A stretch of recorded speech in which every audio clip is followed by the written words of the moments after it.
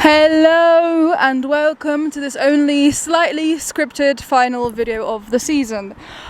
I quite frankly do not have the time to edit this or to make any other videos this season, so just please cope with any speaking mistakes I make or other mistakes, and I hope you enjoy it.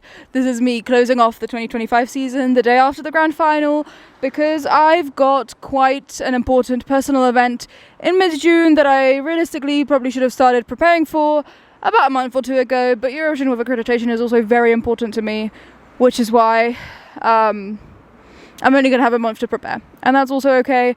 But yeah, I need to close off the Eurovision 2025 season pretty promptly, unfortunately, because of that.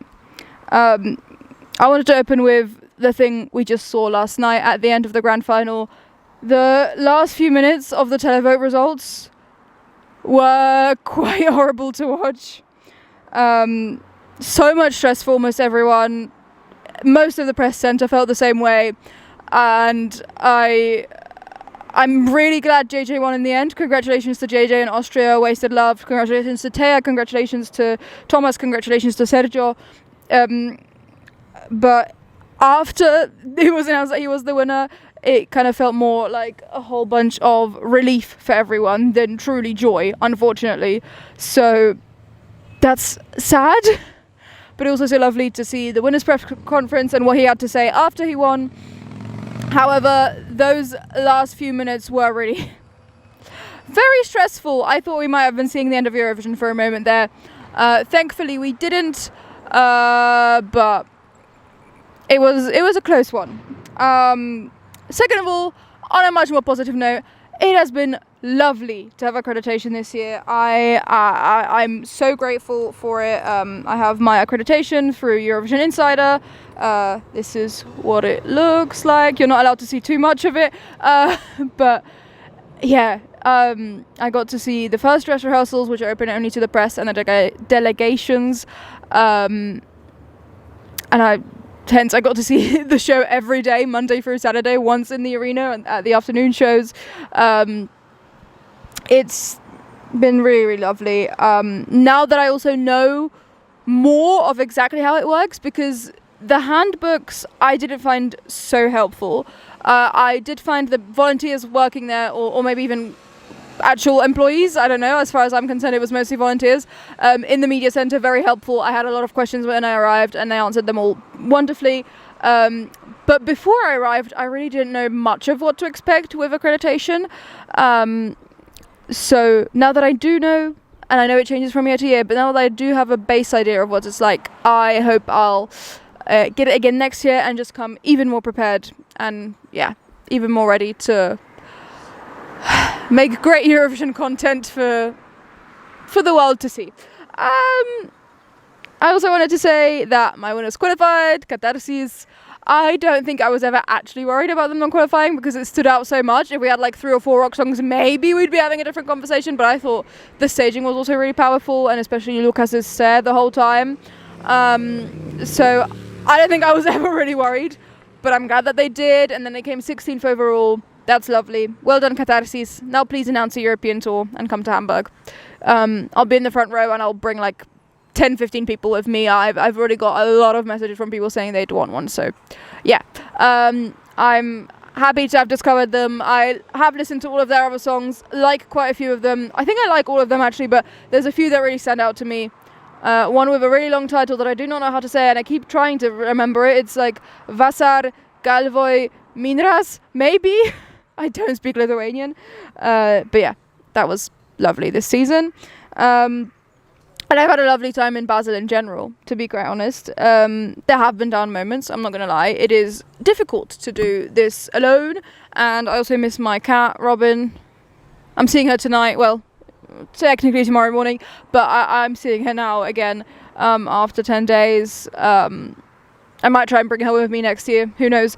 But I also did do basically all of this alone, and there are people around all the time. But if it's people who don't know as well, it does still get to feeling lonely. So I'll keep that in mind for next year as well. Maybe consider some solutions.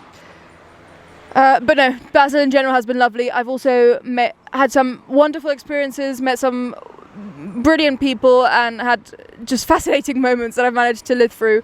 And the people have been truly, truly lovely. Everyone, almost everyone actually. But there have been quite a few people that I have spent quite a lot of time with, whether that be in Wee Wee Blog's House of Helvetia, or a little bit in the press centre, or at the Turquoise Carpet, or in Eurovillage. Everyone that I spent time with there has been so lovely, and yeah, I hope to see many of them again. And then up next, yeah, here's to more next year. I also wrote down. I've got a vague idea of what I want to say written down. Back to the results for a moment. The results in general seem a little bit, in Nemo's words, unexplainable to me.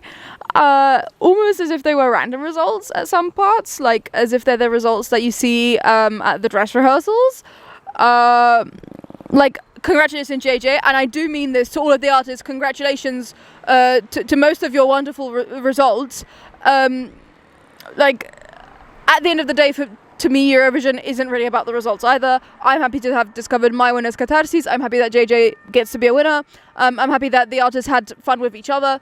That's sort of more what Eurovision is about to me than the results, really, genuinely. The first year I was following properly, my winners came dead last, LPS in 2022. So I'm not that fussed about the results personally. But they did feel very strange, very unpredictable. And I'm wondering, are Euro fans out of touch?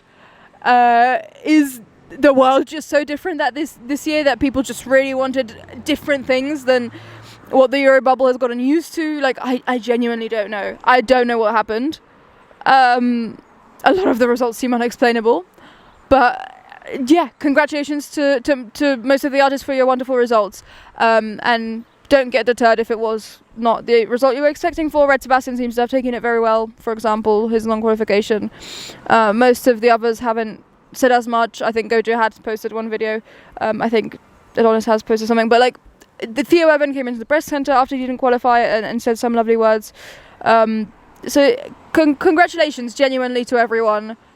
I don't think any of the performances were bad. Like, yeah, everyone did such an amazing job, and I hate that we lose some songs in the semi-finals, genuinely. I think this year, more than any other year, it's really hurt, especially because I got to meet a lot of the artists and talk with them in person throughout the season in Amsterdam or at House of Helvetia or the Turquoise Carpet or anything else like that. It just felt extra bad to lose so many of the songs in the semi-finals. For me, most painfully, Marko Božňák with Poison Cake, but there's a lot of them that I'm very sad to have lost. But Marko Božňák specifically, because I got to speak to him quite a lot in the week before Eurovision week, and he's so lovely, and I'm very sad that he didn't qualify. I think it was a tough ask with Poison Cake, unfortunately, for the masses, but I do think he gave it everything he had, and he can be proud of that performance, for sure. As can everyone. Genuinely, I don't think there were any performances that were truly bad.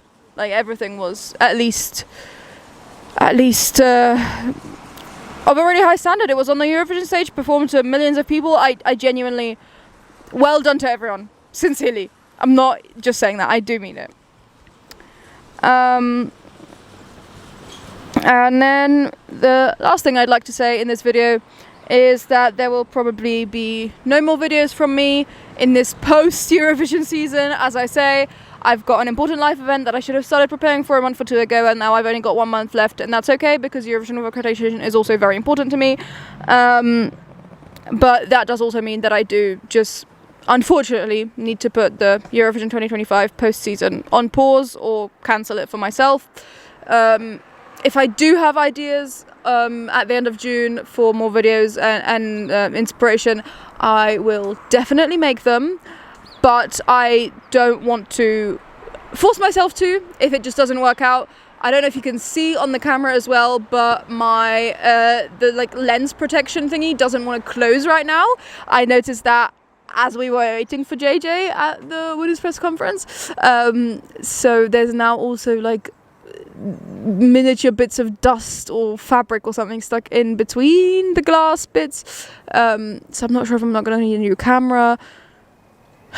But yeah, if I do have ideas, I'll make more videos in the post-season. I would love to dissect the results.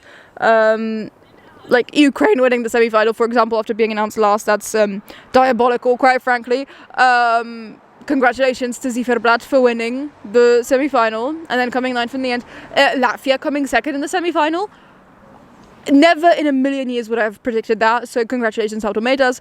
Like, there's a lot of results that I'm... Like, Cesar came 8th. She wasn't even a borderline qualifier, really. Yeah. We had a 3-way tie in semi-final 1 or 2, I don't remember, 2 I think, in the lower placements, admittedly, I think 11th to 13th or 13th to 15th or something, but still, that's fascinating. Yeah, I'd love to dissect the results properly. Unfortunately, I don't think I have time. I don't think it's smart of me to do that, or it would be smart of me to do that. So yeah, this is it from me, and I've got one last thing to show you, because yesterday, as the press centre was closing, I thought it was meant to be open till 3. I think they just said 3, but really it was like 3:30. I left at like 3:15, and there was still quite a few people roaming about, but the volunteers were handing out stuff amongst themselves, and I went up and I was like, oh, could I maybe also have one? And I picked up some with Lithuania, Poland and Marko Bośniak for someone else. And then today, because I've come here to film these last few videos just to see how the arena is being deconstructed from Eurovision, I wanted to see the flag graveyard as well. And like see if I could save some of the flags, but that seems to be gone. Maybe they've also thrown everything away, or maybe people genuinely picked them up. I don't know. I imagine it's the first one though. I imagine they've thrown them away. But yeah, I was feeling a little bit reminiscent, so I also walked down to the media press centre, and there's still security there because they're deconstructing it. The tables were being taken out and stuff. And I asked, well, do you have any more of the things that I took yesterday? I showed a photo of that. And one of the security guards went to look for me, and after about, I don't know, maybe 5 minutes, came back with them. So, oh no, I've dropped them. 1 second. Okay, now they're in a different order. These are the little place holders, or like signs, for if anyone else had one other than the JJ. They had to print all of them. All of them had to be ready. And sometimes it's just the country. Some of them also have the artist's name on them. Not sure what that is based on. I believe I've seen both, as in for a singular country, I believe I've seen both. But this is what those look like. Yeah, I now have quite a few of these. Eurovision merch you never knew you wanted or needed. I'm going to keep them for now, but if I get around to it, I might do a little bit of a giveaway with these, because I just wanted to save them from being thrown out, because that's what the volunteers were saying yesterday, that like anything that I don't take will be thrown out. I also didn't want to take everything in that moment, because I wanted to give the other volunteers still the volunteers still a chance to take them if they wanted them, and maybe the other people in the press centre if they wanted to take something. So yeah, I didn't want to take them all right then and there, but now that they've thrown a lot of stuff out already actually from the press centre, I thought I'd just give and ask. Like, go ahead and ask. And I've asked, and I've gotten some. So, yeah, maybe there'll be a giveaway at some point with these. But I think this is fascinating, that they had to print everything in advance and just, yeah, find the right one when the winner got announced. As I say, this is the last video of the season for me, so thank you ever so much for watching it. This has been the most intense season for me. I'm also kind of glad it's over almost, because I love a lot of these songs, don't get me wrong, but after seeing the show 6 times inside the arena and also watching it the 3 further times as it was happening live, I'm almost starting to get sick of them. Not really, but a lot of them I feel like I know the choreographies as well as the artist. I don't actually, but I am very much satiated with it. I've never had such an intense Eurovision week, and it's been lovely. I felt like I didn't have any time to sleep or eat really, but I got to experience a lot, see a lot of the artists live, performing or chatting with them. It was a constant schedule of like, wake up, go to Basel, because I was sleeping outside of Basel, usually go to House of Helvetia, then usually go to maybe the press center, maybe the Eurovillage, go to the press center for the actual live shows, go to the press center for the dress rehearsals, and then into the arena from the press center. Yeah, I've just been sort of wandering about everywhere. Today I had one last day. I went to the library, their basically main library. There isn't really a central library, but their main library. And they seem to have predicted the winner, because they've got a... There we go, there's another Eurovision tram. They've got a... Why did the lorry need to come in that moment? But they've got a display with Zur See, to see, and the poster is like a stormy sea. I'll post it on my Instagram if you want to go check it out, and maybe I'll put it in a highlight or something. It's a stormy sea, and then all around it as a decoration, they've got paper boats folded up of different materials. So it feels like the main library in Basel almost predicted the winner. But I'm sure I'm just reading too much into it now that it's actually happened. But yeah, that was interesting to see today. And I also spotted the dancers from Serbia opposite the Rathaus today. Two of them have a pretty distinct look, and one of the other ones was wearing a Mila jumper, so I'm pretty sure it was all four of them. Yeah, but they were having interesting conversations amongst themselves. I didn't want to... Well, it looked like interesting from the outside. I wasn't listening, so I didn't want to interrupt them. But yeah, that's who I've seen so far in Basel today. Yeah, as I was trying to say already, thank you ever so much for watching this video. I really do hope that you enjoyed it. I hope you enjoyed the Eurovision 2025 season as much as you could have done. I will see you in the next video, whenever that may be. This year again, probably, but maybe only in like November or something. Probably earlier, we'll see. But yeah, thank you ever so much for watching this video. I really do hope that you enjoyed it, that got something out of it. I'll see you in the next one when that shows up on your feed. Bye! Bye-bye! There's the arena, one last shot. Oh, I don't think you can hear me, but there's the arena, one last shot of it. And one car going by. Okay, bye-bye!